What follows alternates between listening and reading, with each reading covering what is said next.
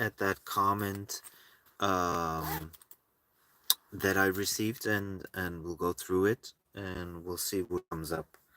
I might not answer it directly. I might explain it a little bit more. I'll just go through the comment and we'll see what happens.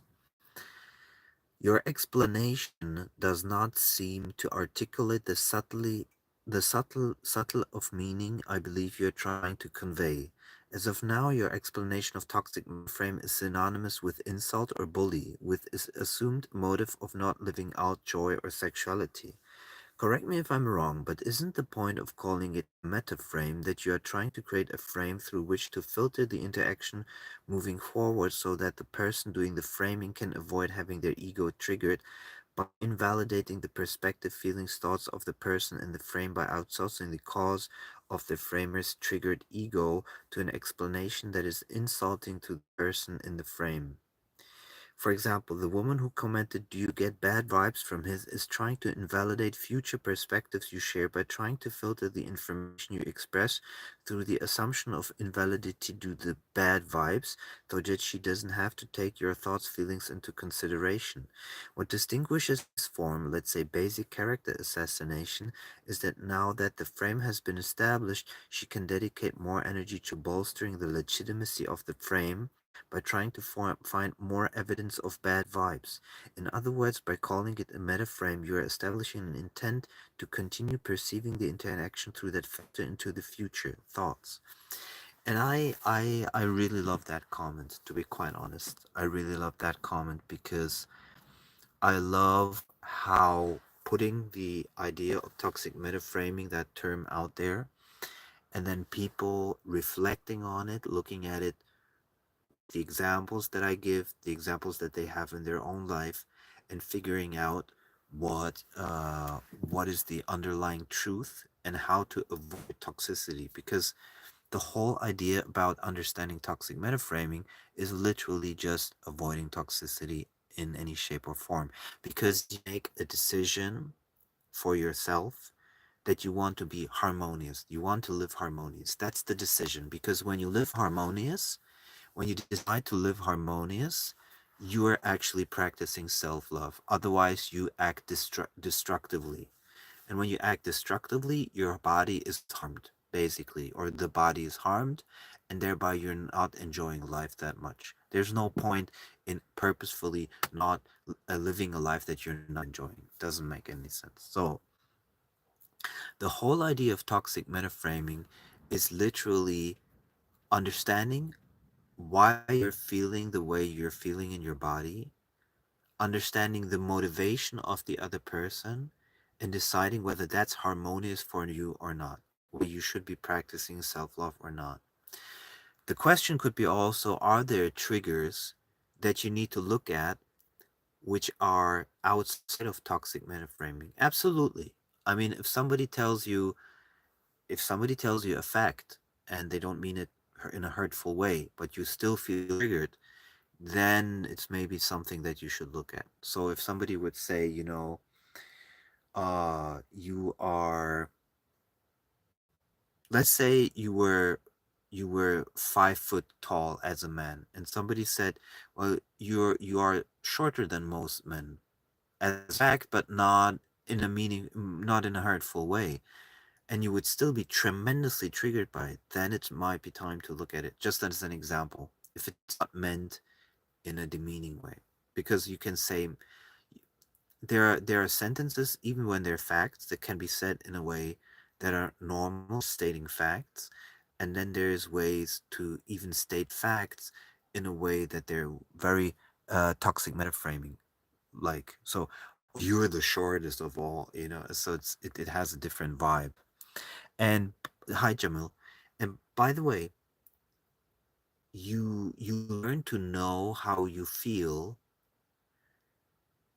There is an energy on the right side, the Pingala energy, that goes from the testicles, on the ascending colon, the Pingala energy, right to the side of the liver, and then to the solar plexus, and then to the heart chakra. And when it's a toxic metaframe, you usually feel it in that area. It kind of like it triggers that sexual hierarchy thing in you, where you feel like, a little bit pissed. Yeah, but it has a certain energy feel to it. Like toxic metaframing does have a specific energy feel to it, that once you feel that and you understand that it's hurting the body, it's hurting the harmonious state of your body, then you might be better off away from that person. So, for example, I mean, if you live, let's say, in the woods, okay, let's just assume you're living in the woods and you're just dealing with animals, maybe dogs or whatever, and sheep or whatever, you are probably living a very harmonious life. But once you get into the city and you have to deal with, all kinds of people in the city, then even though you might be in a very good mood and you might be actually very calm person, you still have this constant disharmonious energy, which for your body is toxicity. Toxicity is nothing else than the opposite of the most loving, harmonious vibration that you can have. It's nothing else because love, joy, freedom, all of these are very high compassion for very high vibration.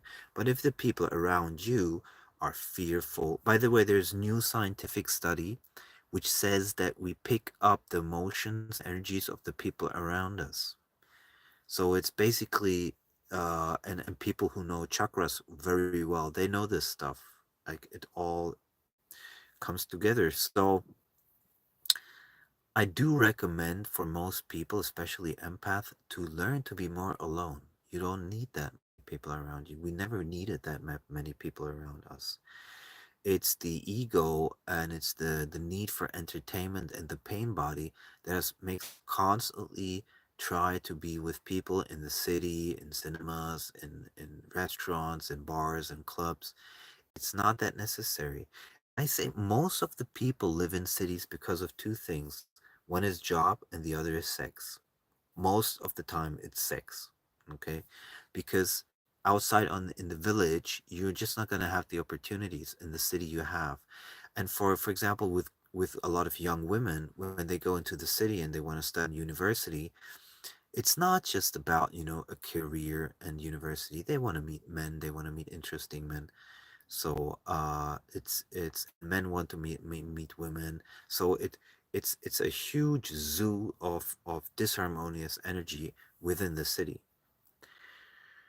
So I wanted to lay the foundation why toxic metaframing is important, because if you understand it as a disharmonious energy that is actually acting toxic to your energy field, and you want to practice self love, then you automatically want to distance yourself from everything that's disharmonious. And toxic metaframing is always disharmonious. So the reason I use toxic metaframing as a term, because the comment here was about the metaframing and what does it mean, and if it's supposed to mean something that is established in order to have a certain frame built into the future. Absolutely, that can be part of it, but it doesn't have to be only into the future. I understand what the commenter means, and I agree. But there's also the first of all, toxic. Toxic we define already by something that is disharmonious, and it's actually self-hatred. If you accept disharmonious energy, you are practicing self-hatred. Self-love, on the other hand, is practicing something that gives you harmonious energy. And look at yourself like you give compliments to others or they give compliments to you. Look at what it does to your energy field. And you will notice like it's the complete contrary of toxic metaframing. So toxicity is disharmonious energy. Metaframing is the idea that it's not just into the future, it's the idea meta, like large, a larger frame, the largest frame kind of, or all frames included, and frame because it's trying to put you into a box. So when I say you are the stupidest person in the world, the meta is you are the stupidest in the world. It's the meta is is basically I'm saying more than anyone else. It's a huge generalization, and that's the meta. And frame is that I reduce it to the idea stupidity.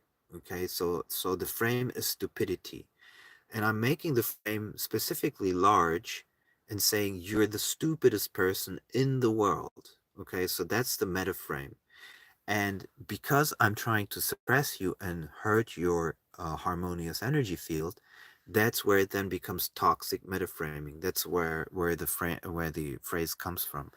Of course, if I put you within the frame of you're the stupidest person in the world, then that frame is also has a vibration into the future naturally. Um, if you accept it.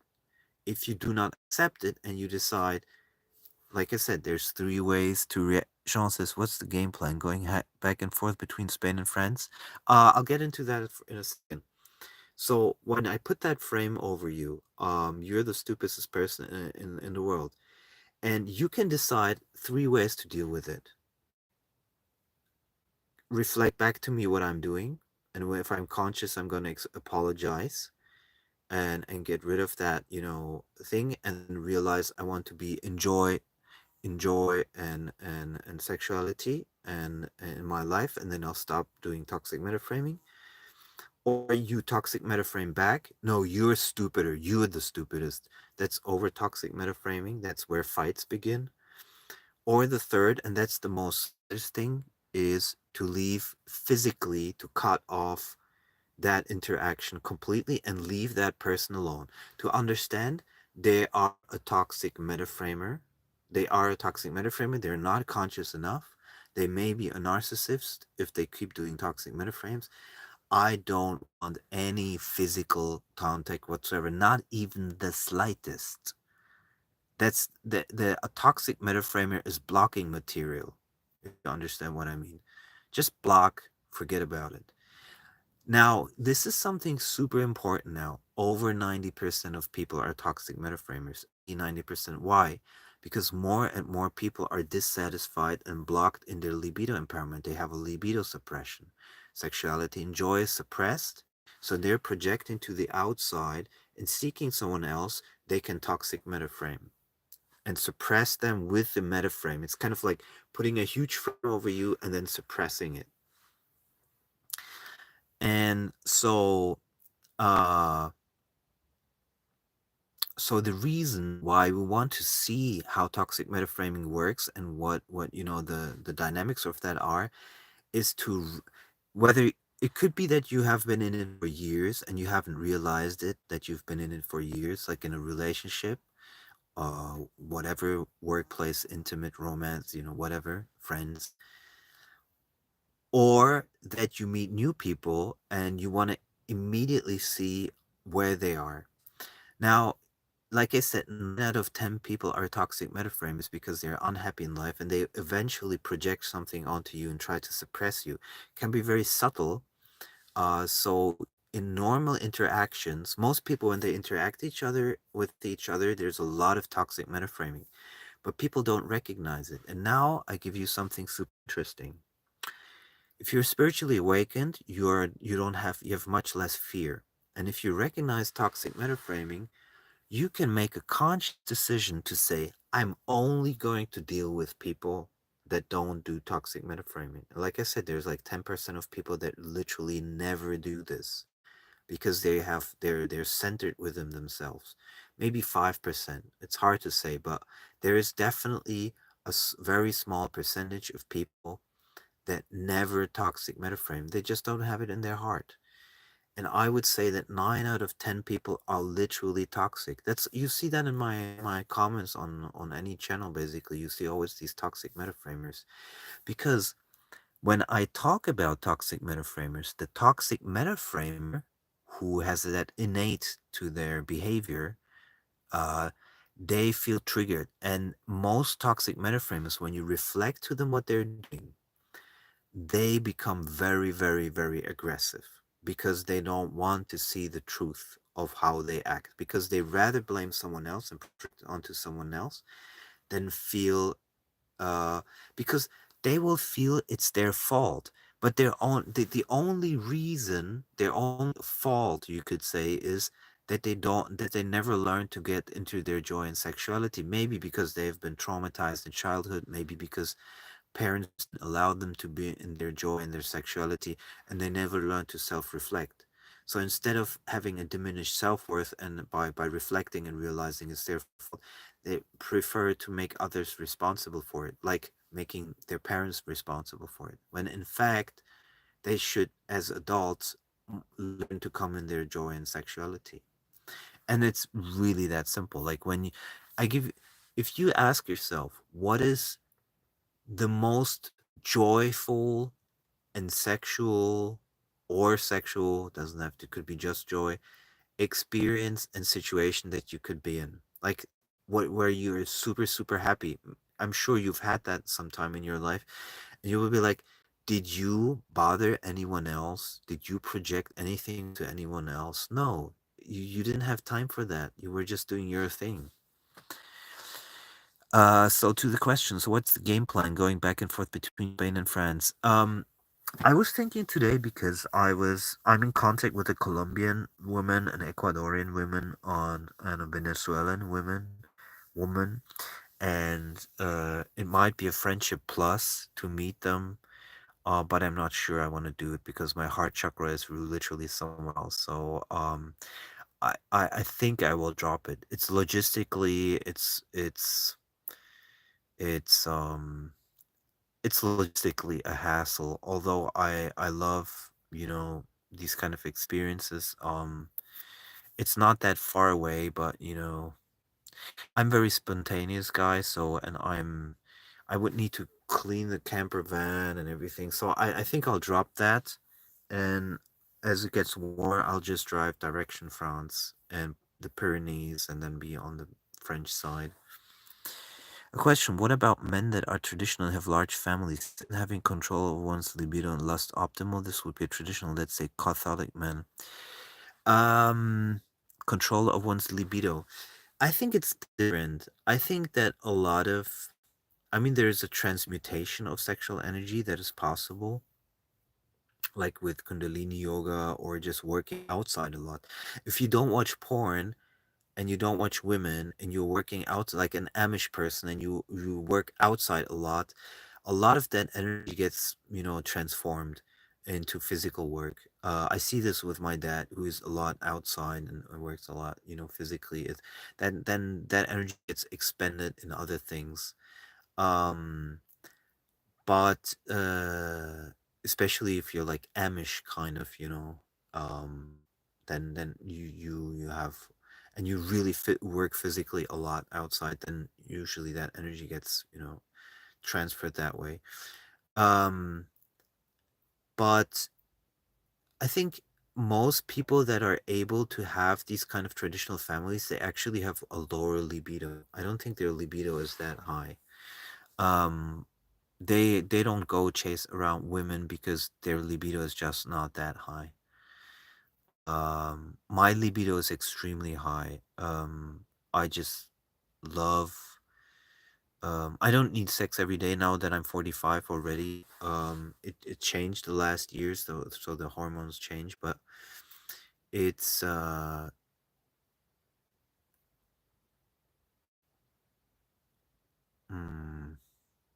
it's hard to say. I know that some men are asexual and some men are have very high libido. The higher your libido, the more difficult to hold a traditional relationship naturally. And I don't think it's literally control, because I don't think that energy can be really controlled. It can only be channeled, and either you express it or you suppress it. I don't think you can control it.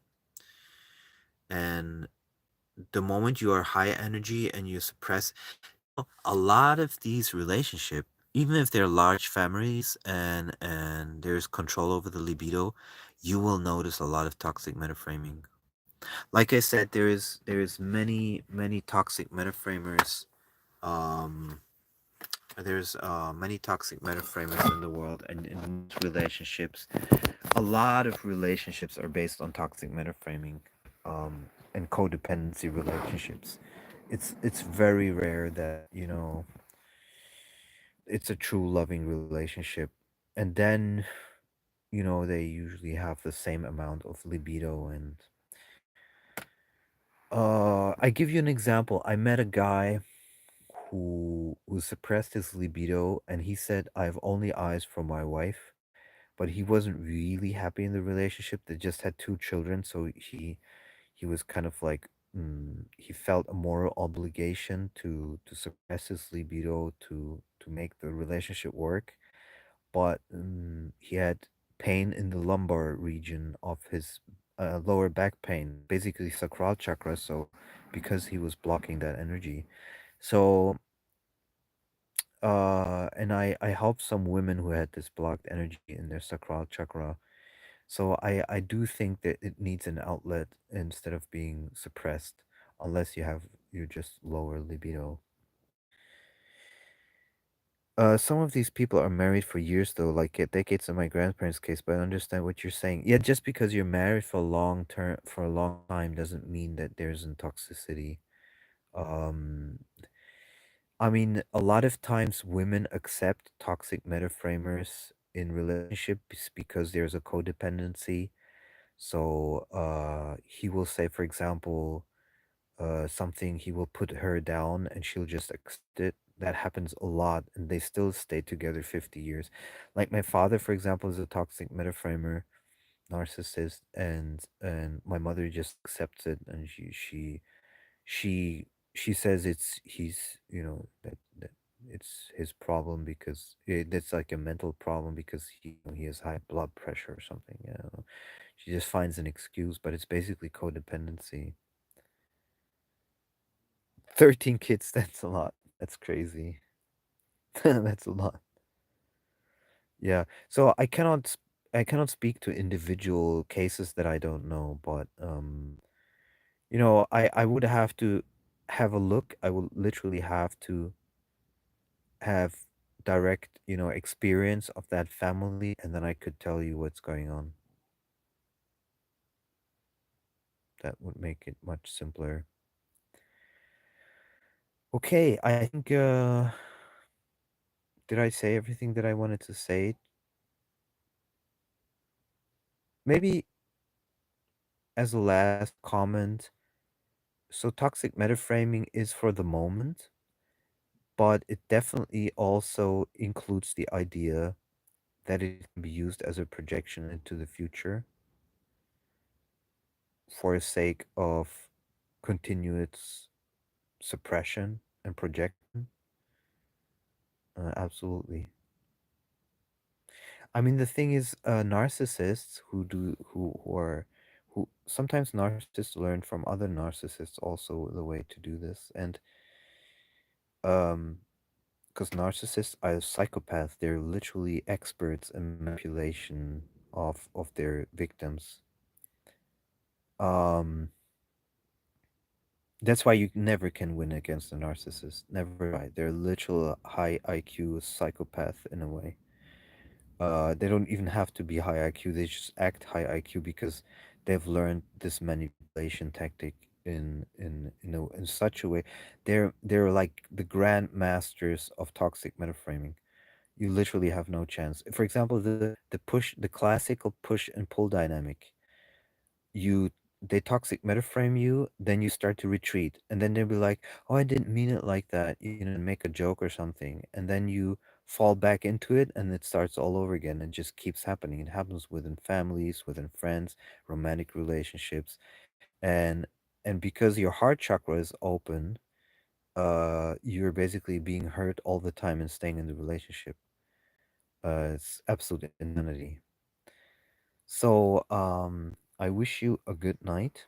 I'm surfing tomorrow. I have like this special type of surfing class tomorrow. It's not normal surfing, it's like with a kite, and I need to sleep because it's gonna be burn a lot of calories. So see you tomorrow.